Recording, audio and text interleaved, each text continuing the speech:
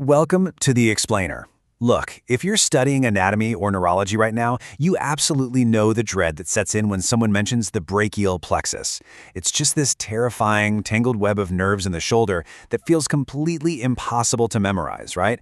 Well, today I'm promising you something big. We're switching things over to easy mode. We are going to untangle that web together, and by the end of this, you'll be making split-second diagnoses with total confidence. Let's get into it. Okay, so here's our golden rule for today. Instead of trying to brute force dozens of muscles and all these complex neurological pathways into your brain, we're going to use a really simple core framework. We're reducing all of this complex neurology into a basic up versus down system. That's it. Upper wires and lower wires. Keep that in the back of your mind as we map this all out. Here's how we're going to tackle this. First, we'll look at the plexus pathway. Second, Erb's palsy and the upper wires. Third, Klumpke palsy and the lower wires. Fourth, we'll quickly demystify the C7 middle trunk. Fifth, we'll make nerve roots super easy. And finally, we'll wrap up with a cheat sheet. All right, Section 1, the brachial plexus pathway. Let's lay down our structural foundation. It's really cool how beautifully linear this basic pathway is. Roots, trunks, divisions, cords, branches. That simple 5-step progression is literally the only structural memorization you need right now. Just think of it like a tree growing right out from the spinal cord. It starts at the roots, merges into thick trunks, divides, forms cords, and finally branches out into the leaves, which in this case are the nerves controlling your arm. Once you've got this flow down, figuring out where the injuries happen becomes incredibly intuitive. Now, before we zoom into the really granular details, let's just look at the big picture. Erb palsy affects the upper roots, that's C5 and C6. It happens when the shoulder is violently pulled down, and it gives you the classic waiter's tip arm position. Contrasting that perfectly, we have Klumpke palsy, which affects the lower roots, C8 and T1.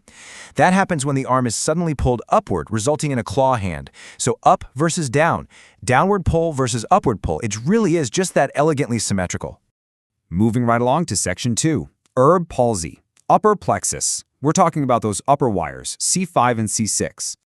To lock this into your memory forever, just use this mnemonic, ERB. Think, early roots broken. Early meaning the very top of the plexus, the roots that come out first, C5 and C6.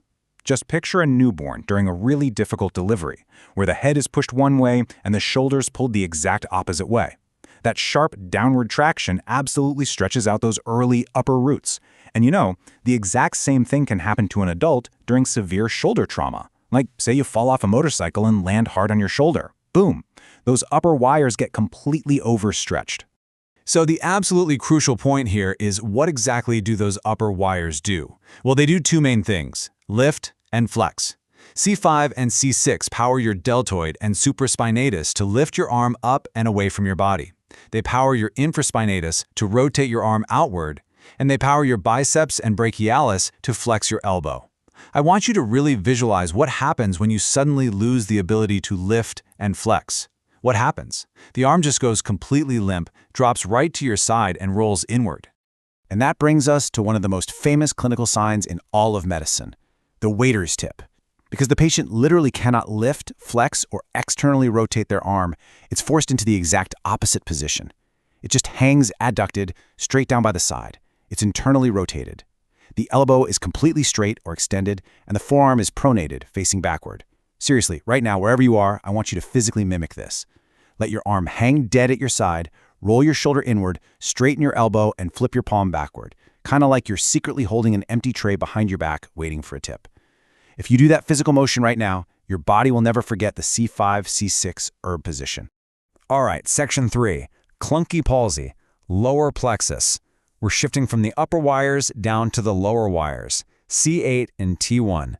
Just like we had a mnemonic for ERB, we've got a fantastic one here. Klumpke equals claw. Notice the heavy emphasis on the K there. Klumpke starts with a K, so we are spelling claw with a K. These lower nerve roots, C8 and T1, are the primary operators for the tiny intrinsic muscles of your hand. So when those specific roots are damaged, you lose fine motor control and the hand just curls up into a rigid, non-functional claw. But how does that actually happen? We'll contrast this mechanism directly with what we just saw in Erb's palsy. Erb was a downward pull on the shoulder, right? Klumpke is the exact opposite. The arm is violently pulled upward. Imagine you're falling out of a tree and in a total panic, you reach up and grab a branch. Your entire body weight yanks your arms straight up over your head. That violent upward force stretches the absolute bottom of the plexus, the lower wires, and that's what results in that devastating Klumpke claw hand. Section 4. The C7 middle trunk. Let's take a quick pause on the binary stuff to clear this up. The C7 middle trunk is where students almost always trip up, mostly because it sits right smack in between our two neat categories. But honestly, keep it simple. C7 is all about extension. It extends the elbow, the wrist, and the fingers. That's it. My best advice for you here, just don't overcomplicate it. Yes, in the real world, neurology is complex. But for classic clinical understanding in your exams, C7 is just the extension wire. The heavy hitters you truly need to differentiate are always going to be C5 and 6 at the top, and C8 and T1 at the bottom. Okay, Section 5, Nerve Roots Made Easy. We're going to do a rapid-fire physical self-assessment. I want you to follow along with me and actually map these movements directly onto your own body. Ready? First question, C5, can I lift my arm? Go ahead and shrug or lift your shoulder right now. That movement, that abduction, that is your C5 firing. Next up, C6. Can I bring my hand toward me? Do a quick bicep curl. Flex that elbow. Pull your hand right to your shoulder. If you can do that, awesome. Your C6 nerve root is working perfectly. Now for that middle trunk. C7. Can I push away?